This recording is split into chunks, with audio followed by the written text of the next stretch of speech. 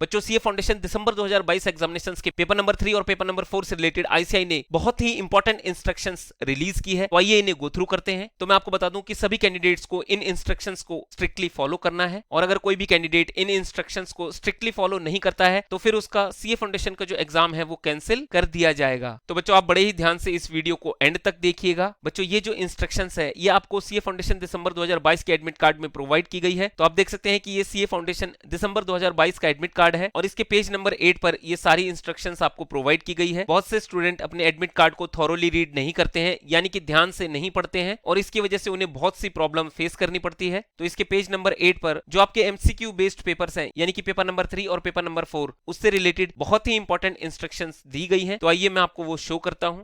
तो बच्चों आप देख सकते हैं कि ये पेज नंबर 8 है और इसके अंदर आईसीआई ने जो पेपर नंबर 3 और पेपर नंबर 4 है, यानी कि जो आपके ऑब्जेक्टिव टाइप पेपर है, मल्टीपल चॉइस क्वेश्चंस के पेपर हैं, उसके लिए इंस्ट्रक्शंस प्रोवाइड की गई है। तो सबसे पहले पॉइंट में गाइड किया गया है कि इन दोनों ही एमसीक्यू बेस्ड पेपर्स में जो एमसीक्यू बुकलेट है उसकी सील कैंडिडेट को दिन में 2 बजे ही ओपन करनी है। तो इसका मतलब यह है कि इन एमसीक्यू बेस्ड पेपर्स में कोई भी प्री रीडिंग टाइम आपको नहीं मिलेगा, नहीं अलाउ किया जाएगा, यानी कि जो आपको पेपर है वो दिन में 2 बजे ही ओपन करना है। इस बात का सभी कैंडिडेट ध्यान रखें। और अगर आप 2 बजे से पहले अपने क्वेश्चन पेपर को देखते हैं तो ये अनफेयर मींस में काउंट किया जाएगा। कैंडिडेट को अपना जो 6 डिजिट का रोल नंबर है जो कि आपको आपके एडमिट कार्ड पर प्रोवाइड किया गया है वो ब्लैक पेन से ओएमआर आंसर शीट के ऊपर लिखना है, और एचबी पेंसिल से जो रोल नंबर के नीचे एप्रोप्रिएट सर्कल्स दिए गए हैं उन्हें डार्कन करना है। जो क्वेश्चन पेपर का बुकलेट नंबर है और साथ में जो क्वेश्चन बुकलेट कोड है, ये दोनों ही चीजें आपको ओएमआर शीट पर लिखनी है। कैंडिडेट को अपना नेम और अपना रजिस्ट्रेशन नंबर या किसी भी तरह का कोई भी नोट ना तो आंसर शीट पे लिखना है और ना ही आपको क्वेश्चन पेपर के बुकलेट पर लिखना है, और जो आपको रफ वर्क प्रोवाइड किया गया है उसके अंदर ही आप अपना रफ वर्क कर सकते हैं। तो बच्चों इस बात का ध्यान रखिएगा कि फर्स्ट पेज पर जहां पर आपको अपनी सारी डिटेल्स फिल करनी होती है, सिर्फ वहीं पर आप अपना name, registration number, roll number लिख सकते हैं, और इसके अलावा ना तो आपको आंसर शीट पर ना ही क्वेश्चन पेपर की बुकलेट के ऊपर अपना नेम या रजिस्ट्रेशन नंबर लिखना है और ना ही कोई नोट लिखना है। कैंडिडेट को ओएमआर आंसर शीट के ऊपर अपना correct question paper booklet number, अपना करेक्ट रोल नंबर और साथ में जो क्वेश्चन बुकलेट का कोड है वो ब्लैक बॉल पॉइंट पेन से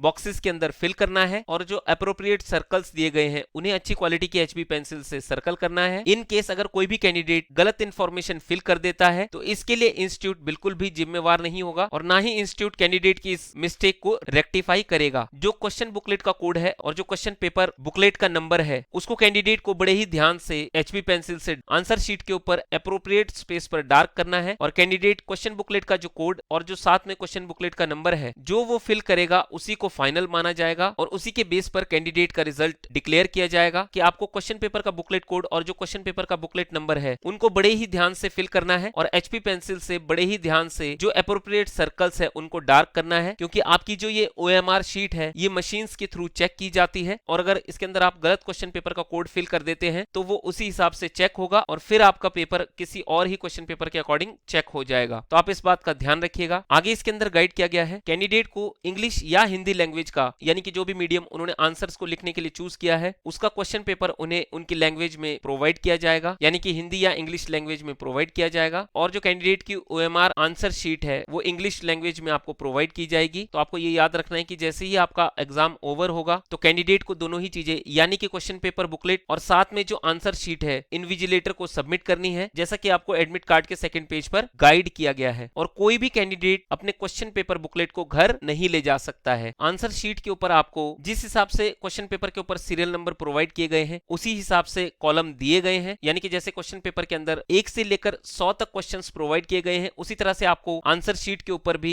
1 से लेकर 100 तक के कॉलम्स प्रोवाइड किए गए हैं, और हर एक कॉलम के आगे आपको 4 सर्कल दिए गए हैं, यानी कि क्वेश्चन पेपर के ऊपर जो आपको 4 ऑप्शंस दिए गए हैं आंसर्स के, तो जो भी आपको करेक्ट आंसर लगे उसी सर्कल को आपको आंसर शीट के ऊपर डार्क करना है। तो सभी स्टूडेंट ये याद रखें कि आप क्वेश्चन पेपर बुकलेट के ऊपर किसी भी आंसर को अगर मार्क करेंगे या डार्क करेंगे तो उसके लिए आपको कोई भी नंबर अवार्ड नहीं किए जाएंगे, यानी कि आप ये गलती ना करें कि आप जब क्वेश्चन पेपर पढ़ रहे हो और उसी के ऊपर आप सर्कल कर दें या टिक लगा दें, तो इससे आपको मार्क्स नहीं मिलेंगे। आपको आंसर शीट के ऊपर उस पर्टिकुलर क्वेश्चन का जो भी आंसर है उसके सर्कल को डार्क करना है। कैंडिडेट्स को जो ओएमआर आंसर शीट के ऊपर और साथ में जो अटेंडेंस रजिस्टर है उसके ऊपर वैसे ही सेम स्टाइल में सिग्नेचर करने हैं जैसे कि उन्होंने एग्जाम एप्लीकेशन के ऊपर ऊपर किए थे और जैसे कि आपके एडमिट कार्ड के ऊपर अपीयर हो रहे हैं। तो आप इस बात का ध्यान रखिएगा कि जो सिग्नेचर आपने एडमिट कार्ड के ऊपर किए हैं वही सिग्नेचर आपको OMR शीट के ऊपर भी करने हैं और वही आपको अटेंडेंस रजिस्टर के ऊपर भी करने हैं। अब आगे इसमें गाइड किया गया है इन दोनों ही MCQ बेस्ड पेपर्स में जो क्वेश्चन पेपर बुकलेट है उसके अंदर इंडिविजुअली 100 मल्टीपल चॉइस क्वेश्चंस आपको प्रोवाइड किए जाएंगे, यानी कि पेपर नंबर 3 और पेपर नंबर 4 दोनों के अंदर ही आपको 100 मल्टीपल चॉइस क्वेश्चंस प्रोवाइड किए जाएंगे। क्वेश्चन पेपर के अंदर हर एक क्वेश्चन 1 मार्क की वेटेज रखता है और हर एक क्वेश्चन के अंदर आपको 4 ऑप्शंस प्रोवाइड किए जाएंगे। कैंडिडेट को 4 ऑप्शंस में से किसी एक ऑप्शन को सिलेक्ट करना है और फिर उसी को आपको आंसर शीट के ऊपर HB पेंसिल से डार्क करना है। जैसे कि आपको किसी एक सर्कल पर यानी कि A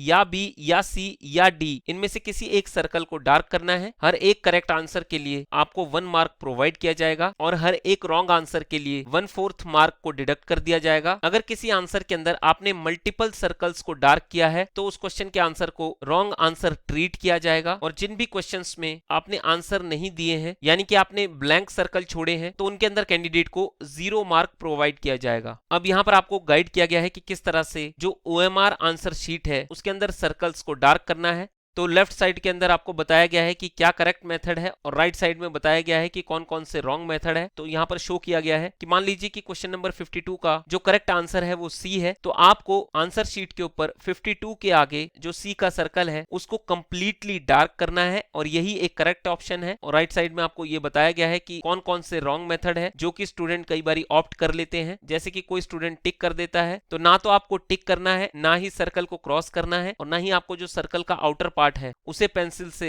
डार्क करना है और ना ही आपको सर्कल के सिर्फ इनर पार्ट को ही डार्क करना है और ना ही आपको एक आंसर के 2 सर्कल्स को कंप्लीटली डार्क करना है। तो अगर आप कंफ्यूज हैं कि इसका आंसर B या C हो सकता है और अगर आप दोनों को ही डार्क कर देते हैं तो इस आंसर के लिए आपको 0 मार्क दिए जाएंगे और जो ये राइट साइड में सारे ही ऑप्शंस दिखाए गए हैं ये सारे ही गलत हैं और जो करेक्ट ऑप्शन है वो लेफ्ट साइड में दिखाया गया है कि जो भी आपका करेक्ट आंसर है उसको आपको बड़े ही ध्यान से कंप्लीट डार्क सर्कल करना है। अब सबसे लास्ट में यहाँ पर गाइड किया गया है कि कैंडिडेट अगर अपने किसी भी आंसर को चेंज करना चाहे तो वो उसे चेंज कर सकता है और इसके लिए जो उसने सर्कल डार्क किया है उसे वो इरेज कर सकता है। तो ऐसे केस के अंदर कैंडिडेट को अपने प्रीवियस आंसर को बड़े ही ध्यान से इरेज करना है और इसके लिए आपको गुड क्वालिटी के इरेजर का यूज करना है। तो मान लीजिए कि आपने पहले ऑप्शन A को तो उसे कंप्लीटली मिटाइएगा जिससे कि मिटाने के बाद आंसर A का कोई भी मार्क विजिबल ना रहे और उसके बाद आप दूसरे सर्कल को अच्छे से डार्क कीजिएगा। कैंडिडेट्स को लास्ट पॉइंट में ये गाइड किया गया है कि अगर कैंडिडेट चाहे तो वो अपने साथ कार्डबोर्ड या क्लिपबोर्ड ला सकते हैं, पर ये ध्यान रखिएगा कि उनके ऊपर कुछ भी लिखा हुआ नहीं होना चाहिए। यानी कि कोशिश कीजिएगा कि आप ट्रांसपेरेंट प्लेन कार्डबोर्ड को ले जाएं जिससे कि आपको OMR शीट के ऊपर सर्कल्स को डार्क करने में कोई भी डिफिकल्टी फेस ना हो और आप फिर इजीली OMR शीट के अंदर सर्कल्स को डार्क कर पाएंगे। क्योंकि कई बारी एग्जामिनेशन हॉल के अंदर जो डेस्क होते हैं उनका स्मूथ सरफेस नहीं होता है तो आपको OMR शीट को फिल करने में प्रॉब्लम फेस हो सकती है। तो यहाँ पर ये रिकमेंड किया गया है कि आप प्लेन कार्डबोर्ड को जिसके ऊपर की कुछ भी ना लिखा गया हो, प्लेन कार्डबोर्ड या क्लिपबोर्ड को अपने साथ एग्जाम हॉल में ले जा सकते हैं। तो बच्चों ये कंप्लीट इंस्ट्रक्शंस है